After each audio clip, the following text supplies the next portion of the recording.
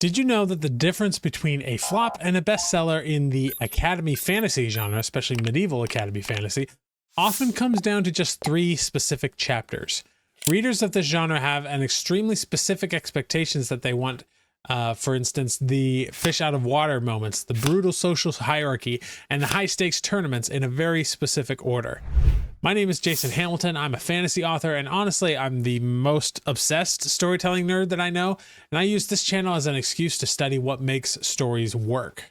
To find out exactly what readers want, I analyzed the top performing books in the young adult medieval academy niche. This sounds really niche. That's because I am specifically writing a book series that's in this niche, so it's one that I already knew what the bestsellers were. I looked for books with a massive readership and high ratings, and then I used AI to strip them down to their structural bones. And what I found was a clear roadmap for taking a character from a mundane nobody to the most powerful student in the school. And today I'm going to give you that roadmap. Now, before we dive into chapter 1, let's get one thing straight. Using a template is not cheating. It isn't uncreative. In fact, it fosters creativity. Constraint breeds creativity. And in the world of genre fiction, especially something as trope-heavy as young adult academy fantasy, a template is just a promise that you're making with the readers. Readers don't pick up these books because they want you to reinvent the concept of storytelling. They pick them up because they want the dopamine hit of a specific experience. They want the underdog, the magic school, and the snarky love interest. And if you try to get too clever and skip the foundations, you aren't subverting expectations. You're actually just disappointing your audience. We're going to break this down into a standard 20-chapter structure, and this fits perfectly into a roughly 60 to 80,000 word novel. Now, let's start with Act 1, which is the spark and the summons. Chapter 1 is the spark of the mundane. We start where all good heroes' journeys start, at rock bottom. You need to introduce your protagonist in a mundane, low-status environment. Maybe they are a servant in a non-magical village. Maybe they are a street rat. The key is dissatisfaction. They don't belong here, and they don't want to be here. While they are doing something incredibly boring, like scrubbing floors, delivering a package, feeding the pigs, crisis strikes. A bandit attacked, a wild beast, or a collapsing building. It needs to be something life-threatening to someone that they care about. And in this high-stress moment, they snap. They instinctively release a burst of magic, and here is the catch. It can't be normal magic. It has to be unrefined, unique, or legally forbidden.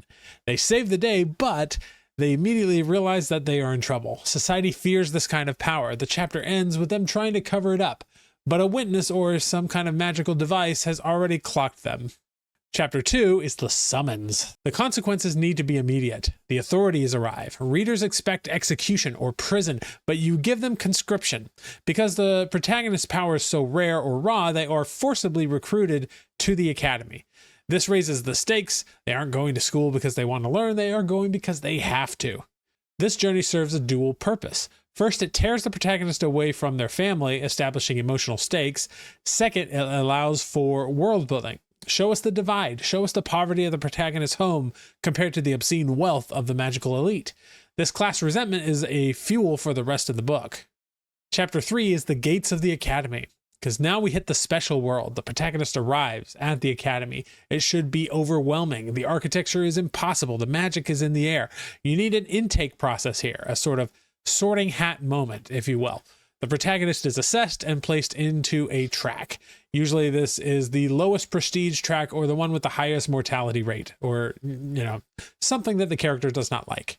This is where you introduce the cast, the roommate who explains the rules and the social hierarchy, and crucially, the antagonist. You need a kind of wealthy, high-status student or a cynical instructor to immediately look down on your hero. They are the face of the oppressive system. Chapter 4 is the first failure. You might be tempted to make your hero awesome immediately. Please don't. The classes begin and the protagonist needs to fail hard. Their background hasn't prepared them for all of the theoretical stuff. They get humiliated in class by that rival we met in Chapter 3, and this reinforces the fish out of water status. This is also the perfect time to bring in the love interest, usually a high-ranking, talented student. They witness this humiliation, but they don't help. The interaction should be tense, filled with judgment or cold indifference, and this is the enemies part of the enemies to lovers arc. The protagonist retreats to the library of the training yard, determined to catch up, and failure breeds grit. Chapter 5 is the alternative path. So standard methods aren't working, so the protagonist needs to get creative. They find, say, an old book, or a forbidden tool, or a weird mentor who lives in a basement. They start training in secret, usually at night, and this shows that the reader that the hero is proactive. They aren't just waiting for a teacher to spoon-feed them wisdom. During one of these secret sessions, they see something they shouldn't. Maybe a sketchy conversation between faculty members or a magical anomaly. This plants the seed of the mystery. The school is not safe. There is a conspiracy rotting the foundation. But the social pressure is just as dangerous as the conspiracy. And that leads us to Act 2, Part 1, Sparks and Sabotage. Starting with Chapter 6, Sparring and Sparks. We move from books to fists. The curriculum shifts to combat or dueling. The protagonist's grit allows them to survive against a skilled opponent. They don't have to win, they just have to not die.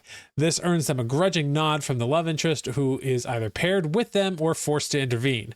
This is your first charged moment, a mix of hostility and attraction. The love interest offers a tip or a warning. The protagonist realizes this elite student is under their own kind of pressure. They aren't just a snob, they are sort of trapped as well. Chapter 7 is the social gauntlet. Magic schools are just essentially high schools with fireballs. You need a social event, which could be a festival or a dining hall ceremony or a holiday. The protagonist has to navigate politics, not magic. The rival group will try to prank or sabotage them, and this is where the hero's friends, aka the outcasts that we met earlier, step up. The hero stands their ground publicly. The night ends with a quiet encounter with the love interest. Barriers lower slightly. Maybe there's a shared drink or a joke. But then a misunderstanding or interruption slams the wall back up. You have to keep the tension simmering. Quick pause. If you're an author who wants to start writing more books, I put together my complete AI prompt pack that helped me and many others in my community write a book in a month. It's completely free. Hit the link in the description. Join the free waitlist for Story Hacker Gold. Then you just answer a couple quick questions and I'll send you the full prompt list plus a few extra free goodies. I'll also email you when I open the paid Story Hacker Gold group so you can join if it feels right. There's no commitment to join though, and you'll still be able to get all of the freebies you signed up for either way. All right, back to the video. Chapter 8 is the Sabotage. So in this chapter, we have midterms that are coming and the stakes are getting real.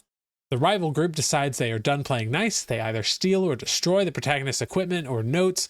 The hero spirals into self-doubt and they fear expulsion. While scrambling for a solution, the protagonist finds a tangible clue related to that mystery from Chapter 5. Maybe they see a teacher meeting a known enemy of the state. And this connects the bullying plot to the larger Save the World plot. Chapter 9 is the Midpoint trial. This is the pivot point of the entire novel. A high-stakes public exam or a tournament of some kind takes place, but something goes wrong. A monster gets loose or a magical explosion happens and the safe academic approach fails. To survive, the protagonist is forced to use that unique forbidden magic from Chapter 1, the thing that they have been hiding. And this time it's public, it's undeniable, it shocks everyone, students and faculty alike. The threat is neutralized, but the secret is out. The protagonist is no longer just a struggling student, they are a dangerous anomaly. That leads us directly into Part 2 of Act 2, which is the conspiracy unravels, starting with Chapter 10, the Interrogation. You can't have a massive display of forbidden magic without some kind of fallout. So in this case, the protagonist faces a disciplinary council of some kind. They are accused of using whatever they call it, dark arts. They are on the brink of expulsion or execution even. The mentor figure or the love interest intervenes. They vouch for the hero, saving their life, but putting them on strict probation. The protagonist realizes that the accident at the midpoint wasn't an accident. It was a hit. Somebody wants them dead. Chapter 11 is the Secret Alliance. The student body now fears the hero and they are isolated.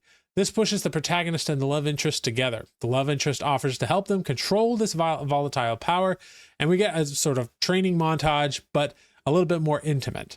Late nights, heavy breathing, aggressive sparring that turns into a near kiss, that sort of thing.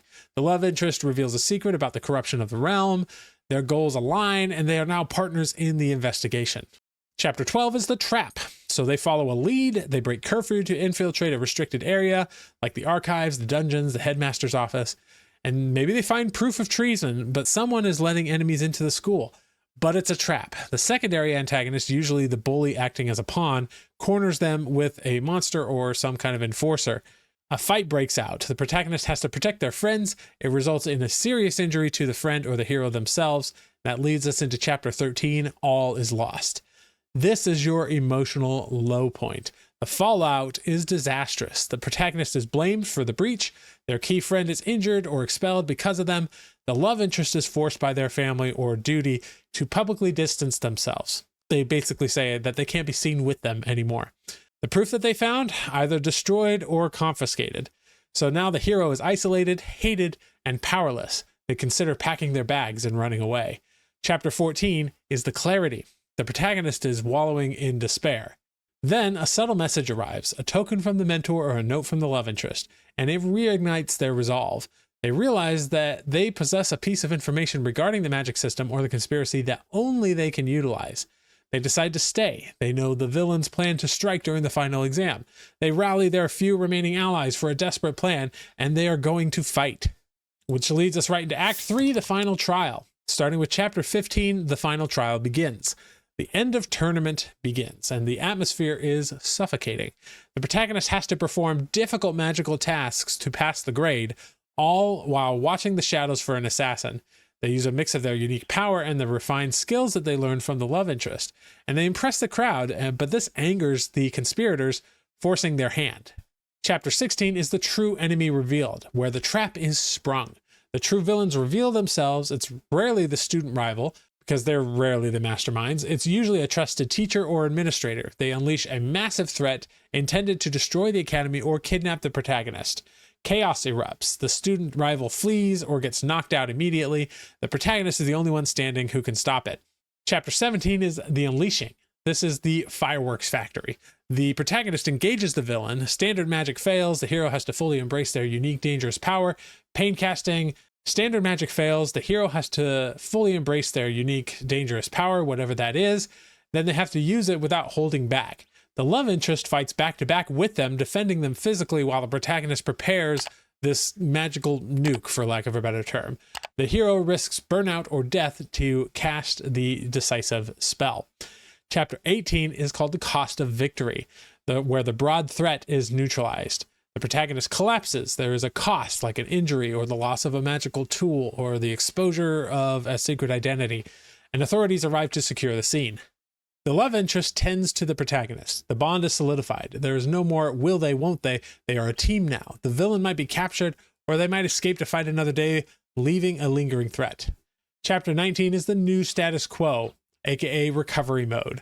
The protagonist wakes up in an infirmary. They are cleared of wrongdoings. In fact, they are hailed as a hero, or at least as a valuable weapon that the academy wants to keep.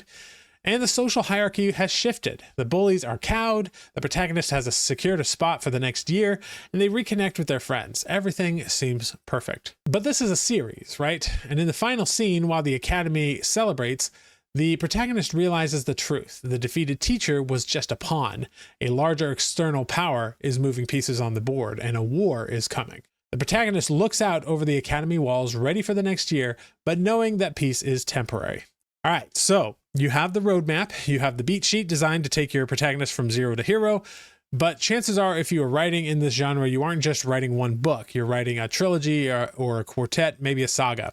So the question naturally becomes, does this plot template work for book 2? The answer is yes, and no. And I know that's frustrating, but let me explain. The template I just gave you is designed specifically for the origin story. It relies heavily on the fish out of water trope and the initial discovery of powers. Once you hit book 2, your protagonist is no longer a fish out of water, at least not in the same way, and they are usually one of the most powerful students in the school. Therefore, strictly following the book 1 template for a sequel will feel repetitive. However, we can't just throw structure out the window. If book 1 is about survival and discovery, the sequels are about mastery and consequence. So here's what changes. First, the scope expands naturally. In book 1, everything is about grades and bullies. In book 2, the field trip becomes a major plot point. The protagonist gets sent to the front lines of a war using the skills they learned in the first book, or perhaps to a neighboring enemy kingdom as a spy. The academy remains the home base, but the plot is no longer confined to the dorms. Second, the romance evolves. You can't keep doing the blushing crush thing forever. In the sequels, the relationship deals with harder realities. Often the main characters are forced onto opposite sides of a conflict. The traitor's dynamic is huge here. Someone has to betray the others to save the kingdom. But here's what must stay the same, and this is where most authors mess up. You cannot abandon the academy part of academy fantasy. Even if your character is fighting a war, you must maintain the academic structure. Readers crave the feeling of progression, so there should still be mentors, lessons, and a clear hierarchy of moving from novice to apprentice to master, etc. You also need the tournament. In book 1, we had the midpoint trial and the final exam. In the sequels, you still need these kind of set pieces. So a grand tournament between rival schools, a candidacy trial to become an elite guard, call it whatever you want, but keep the competition. And finally, the rivalry. You still need a peer rival. Even if you have a Dark Lord, you need someone that the protagonist's own Even if you have a Dark Lord, you still need someone who's the protagonist's own age to measure themselves against. If you stick to the generated momentum of the series, escalating the war while maintaining the school year structure, your sequel will practically write itself. And speaking of writing those books, if you want to go deeper into this, you really need to check out the Story Hacker Gold group. I've published a book that goes into more depth on the genre of young adult medieval academy fantasy. And while you can buy that book on Amazon, you can actually get it at no extra charge, along with many other book genre analyses, just by joining the Story Hacker Gold group. I'm working on getting at least 100 up there, so that will essentially be $500 saved if you go through the Story Hacker Gold group as opposed to buying them all individually. And there we take you through the entire process from having nothing to having your book in hand, all with the marketing tools and the ethical AI workflows to make it happen. So click the link in the description to join us, and I will see you in the next video.